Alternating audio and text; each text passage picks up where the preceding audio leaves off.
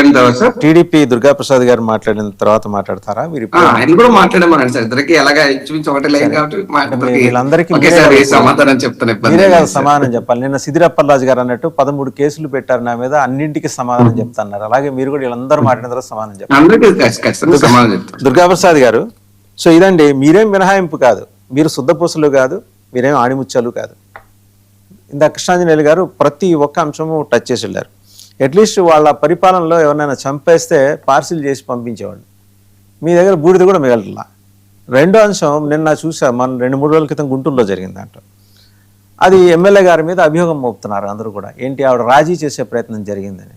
ఒక మహిళకు అవమానం జరిగితే పిలిపించి రాజీ చేయటం, ముందర ఆమె వెళ్ళి పోలీస్ స్టేషన్లో కంప్లైంట్ ఇద్దామంటే మాకు లిఖితపూర్వకంగా కంప్లైంట్ ఇవ్వలేదు కదా అనే మాటని ప్రస్తావన చేయడం మీ పార్టీ అధికార ప్రతినిధి కానీ పోలీసులు కానీ. అంటే అన్నింటికి లిఖితపూర్వకంగానే కంప్లైంట్ ఇస్తే మీ ప్రభుత్వంలోని పోలీసులు పనిచేస్తున్నారా? అమాంతం వచ్చేసి జనాలను ఎత్తుకెళ్ళిపోవట్లేదు. ఎవరైనా లిఖితపూర్వకంగా ఇస్తే ఎత్తుకెళ్తున్నారా? వాళ్ళంతా వాళ్ళు ఎత్తుకెళ్ళట్లేదా? సరే, ఇప్పుడు సిద్దిల్లప్పలరాజు, లేకపోతే తమ్మినేని సీతారామో, లేకపోతే Bolla Brahmanaidu, you name anybody from any district, YCP నాయకులు జిల్లాకి 2 ఉంటారు ఇట్లాంటి వాళ్ళు, వాళ్ళని ఎవరు భుజాన్ని వేసుకోరు. But how different you are from them? Brahmanayudu గారు, గుడ్ మార్నింగ్ అండి. నా పేరు బ్రహ్మనాయుడు కాదండి, నా పేరు వాసుదేవన్.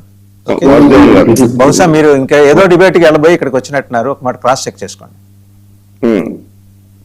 వాసుదేవన్ గారు, గుడ్ మార్నింగ్. ఇప్పుడు కృష్ణాంజనేయులు గారు చెప్పిన దాంట్లో సరే, విశ్లేషకులుగా ఆ రాజకీయ పార్టీ ఏంటి, ఈ రాజకీయ పార్టీ ఏంటి అని చెప్పే దాంట్లో చాలా స్పష్టంగా చెప్పారు. కానీ there is a difference between both రాజకీయ పార్టీలు. 2 రాజకీయ పార్టీలకు డిఫరెన్స్ ఉంది. చంద్రబాబు నాయుడు గారి నాయకత్వంలో రాజకీయ పార్టీ అలా ఉండదు ఎప్పుడు కూడా. ఎందుకంటే గత 35 ఏళ్లుగా ఈ పార్టీలో క్రమశిక్షణ కార్యకర్తగా పనిచేస్తున్నటువంటి మేము పొరపాటున విత్ ఇన్ ది పార్టీలో కూడా ఏదైనా చేసినా కూడా, తెలిసినా కూడా ఆయన టెలికాన్ఫరెన్స్ పెట్టి కార్యకర్తలను వారించిన రోజులు ఉన్నాయి. కానీ ఒకటే గాటగట్టడం అనేది కరెక్ట్ కాదు. ఎందుకంటే చంద్రబాబు నాయుడు గారికి గుంటూరు విషయం తెలిసిన వెంటనే ఇమీడియట్లీగా ఎవరైతే ఆ కార్యకర్త ఉన్నారో పార్టీ నుంచి సస్పెండ్ చేసి చేసేసారు. అదొక్కటే కాదు, వైసీపీ భారతి గారి మీద ఏదైతే అనుచిత వ్యాఖ్యలు చేశాడో ఆ పిల్లగాడిని ఇమ్మీడియట్లీగా అరెస్ట్ చేయించినటువంటి సంఘటన.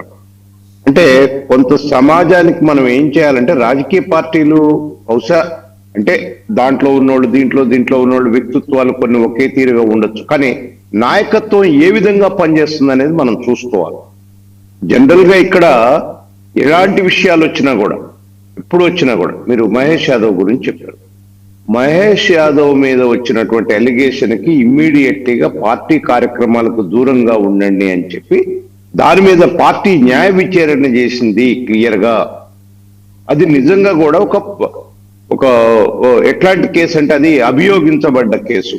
ఆయన డ్రగ్స్ తీసుకోలేదు ఆ రోజు, ఎందుకంటే ఆయన హార్ట్ ఆల్రెడీ ఆయనకి మన ఇదేసారు, స్టంట్ వేశారు. తాటి చెట్టు కింద కూర్చొని నుంచొని మంచినీళ్ళు కల్లే తాగారంటారండి. ఆయన తీసుకోకపోవచ్చు, I do agree with you.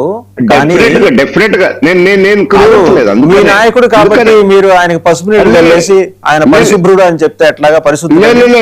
నేను ఒక మాట దేనికి చెప్తున్నానంటే, పార్టీ చర్యలు తీసుకోలేదనే దానికే చెప్తున్నాను తప్ప, నేను ఆ ప్లేస్ కు పోయి ఉండటం వలన ఒక ప్రజాస్వామ్యంలో ఒక ఉన్నతమైన పదవిలో ఉన్నతను అక్కడికి పోవటం వలన ఒక రాంగ్ మెసేజ్ పోతుంది, అది రాంగే. అందుకనే కదా పార్టీ ఇమ్మీడియట్లీగా అదే రోజు నుంచి దరిదాపుగా ఆయన్ని ఒక 2-3 నెలలు లేకుండా చేశారు పార్టీ కార్యక్రమాల. తర్వాత పార్టీ న్యాయ విచారణ చేసింది. రెండోది, ఏ కార్యక్రమం పార్టీ సైడ్ నుంచి జరిగినా కూడా ఎవరి మీద అన్యాయం జరిగిందని తెలిసినా పార్టీ ఒక నిజ నిర్ధారణ కమిటీ వేసుకొని చేస్తుంది. ఇవాళ వైసీపీకి తెలుగుదేశానికి ఈక్వాలిటీ, రాజకీయ పార్టీలు అన్నీ అట్లనే ఉన్నాయంటావు, నేను దాన్ని ఒప్పుకోనండి. ఎందుకంటే నేను అంటే మా పార్టీ, మా నాయకుడు ఏ విధంగా ఉంటాడనేది మాకు బాగా తెలుసు కాబట్టి, ప్రజలకు కూడా తెలుసు కాబట్టి, ఈవెన్ కృష్ణాంజనేయులు గారికి కూడా తెలుసు ఆ విషయం. అనలిస్ట్ గా చెప్పాలని చెప్తున్నారు.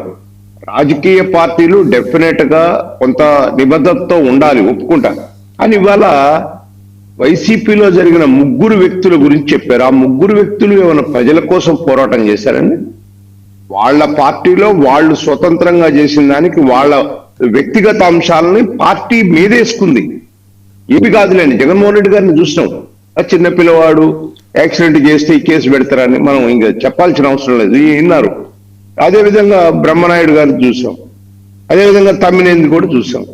కాబట్టి ఇవన్నీ కూడా పార్టీ బిహైండ్ అంటే వెనకేసుకుంటుంది. పార్టీ ఒక రాజకీయ పార్టీగా వాళ్ళ వ్యక్తిగత అంశాలు వచ్చినప్పుడు వాళ్ళు వ్యక్తిగతంగా అది నిజమైతే రుజువైతే దాన్ని ఎట్లా చేయాలనేది అది దూరంగా పెట్ట. కానీ వైసీపీ నైజం అది కాదు.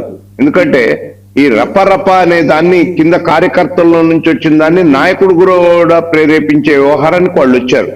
కానీ నేను దురదృష్టం ఏంటంటే వైఎస్ఆర్సీపీ పార్టీకి తెలుగుదేశం పార్టీకి డిఫరెన్షియేట్ చేసి చెప్పాలి కానీ రెండు ప్లకార్డ్ ఎవరు పట్టుకున్నారండి? ఇప్పుడు మీరు చెప్పారు కదా, ఆ ప్లకార్డ్ పట్టుకున్న కార్యకర్త ఏ పార్టీ అయినా?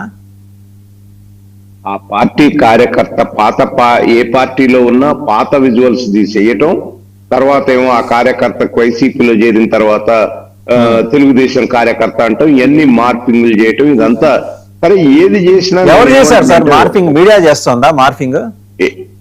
ఒక్కటే ఎవరు చేశారు చెప్పండి. మీరు ఇప్పుడు మీరు levelled against media, so please clarify అండి. ఎవరు చేశారు? మీడియా చేసిందా మార్ఫింగ్?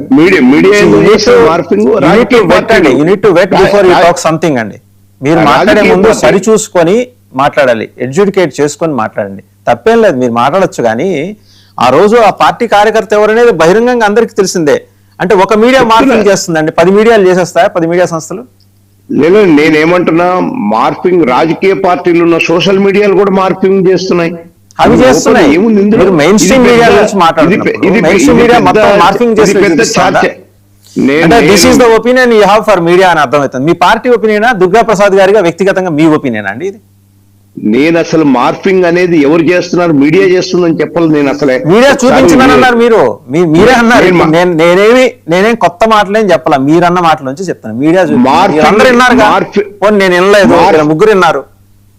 మార్ఫింగ్ చేసినటువంటి వాటిని కూడా మీడియా చూపిస్తుంది. వాళ్ళకేం తెలుసు? వాళ్ళకి కూడా, మీడియాకు కూడా తెలియదు అది మార్ఫింగ్ అని. సో అది మార్ఫింగ్ అని నిర్ధారిస్తారు వాళ్ళైతే. మేజర్ మీడియాలో మార్ఫింగ్ చేసినవి కూడా చూపించి కోర్టు కేసులు ఎదుర్కొన్నటువంటి సంఘటనలు ఉన్నాయండి. నేను వాళ్ళు చేసిన అంటలా, ఎక్కడి నుంచో మార్ఫింగ్ వచ్చినాయి, వాళ్ళు పొరపాటున విజువలైజ్ చేసి దాన్ని కోర్టు కేసులు ఎదుర్కొన్నటువంటి సంఘటనలు చాలా ఉన్నాయి. కాబట్టి నేనేమంటున్నా, మీడియా చేయట్లా మార్ఫింగ్, ఈ రాజకీయ పార్టీలకు సంబంధించినటువంటి సోషల్ మీడియాలు మార్ఫింగ్లు చేస్తున్నాయి. ఈ మార్ఫింగ్ని కొన్ని మీడియా సెంటర్స్ ఏంటంటే తెలవక అందులో ఇది మార్ఫింగ్ వచ్చిందని స్టోరీ చేసినా కూడా వాళ్ళ మీద కేసులు అవుతున్నాయి. ఇగో ఇట్లా మార్ఫింగ్ అయిందని చెప్పి చేసిన, నేను ఆ కాన్సెప్ట్ లో చెప్తున్నాను తప్ప media main stream media morphing. Guntur incident ఏం చేద్దాం సార్, దీనికి సంబంధించి మీ రియాక్షన్ ఏంటి? ఆవిడేమో గల్లా మాధవ్ గారు పరువు నష్టం దావా వేశారు అంబటి రాంబాబు గారి మీద. అది ఏంటంటే రాజీ చేస్తున్నారనే మాట ఏదైతే ఉందో అది పచ్చి అబద్ధం అండి, తప్పది. డెఫినెట్ గా పోలీసులు కంప్లైంట్ తీసుకోలేదు. ఆమె వెళ్తే విక్టిమ్ వెళ్తే ఎందుకు కంప్లైంట్ తీసుకోలేదు? ఎందుకు? అవునండి, అక్కడ ఉన్నటువంటి న్యాయ విచారణ ఖచ్చితంగా జరుగుతుంది. చంద్రబాబు నాయుడు గారు దాని మీద ఆ రోజు వాళ్ళు కంప్లైంట్ తీసుకొని ఆమెకు ప్రొటెక్షన్ ఇచ్చుంటే వీళ్ళు వెళ్ళి మీ నాయకుడు మీ కార్యకర్త వెళ్ళి సస్పెండ్ చేసిన మీ నాయకుడు కార్యకర్త వెళ్ళి దాడి చేసేవాడు కాదుగా. అదే నేను చెప్పేది ఏంటి, చంద్రబాబు నాయుడు గారు ఈ విషయంలో చాలా నిబద్ధతతో ఉన్నారు. దీని మీద న్యాయ విచారణ కూడా జరిపిస్తున్నారు. పోలీసు ఎందుకు కంప్లైంట్ తీసుకోలేదు, ఎందుకు కేసు కట్టలేదు, కేసు కట్టిన తర్వాత ఇతను పోయి ఎందుకు దాడి చేశాడు అని చెప్పి అది కూడా చేసి అవసరమైతే అతన్ని కూడా జైల్లో పెట్టడానికి సిద్ధంగా ఉన్నారు. ఒకసారి మీ ఎమ్మెల్యే గారు, గుంటూరు వెస్ట్ ఎమ్మెల్యే గారు ఏం మాట్లాడారు, దానికి సంబంధించి పేర్ని నాని గారు ఏం మాట్లాడారు చూద్దామండి. చూసి మళ్ళీ మీ దగ్గర పోదాం. స్టార్టింగ్ నుంచి సౌండ్ కూడా పెట్టండి. 15 సాయంత్రం 2 కుటుంబాల మధ్య ఒక చిన్న వివాదం, అది చిలికి చిలికి గాలివానలా. 15 సాయంత్రం చిన్న వివాదం అంట, వినండి. 15 సాయంత్రం చిన్న వివాదం, అది చిలికి చిలికి గానివానగా మారిందంట. మారి ఒక మహిళ పట్ల అత్యంత హేయమైన ఒక చర్యగా మార్చిన పరిస్థితి అందరం కూడా చూడడం జరిగింది. అయితే ఇది 16వ తారీఖున బాధితురాలు మా పశ్చిమ ఆఫీస్కి వచ్చి నాకు ఇవి జరిగిన వివరణ అంతా కూడా ఇవ్వడం. మళ్ళీ పెట్టండి ఒకసారి స్టార్టింగ్. చూడడం జరిగింది. అయితే ఇది 15 సాయంత్రం 2 కుటుంబాల మధ్య 15 సాయంత్రం జరిగింది. నాకు తర్వాత కలిసి వేసింది ఏదో చెప్పింది.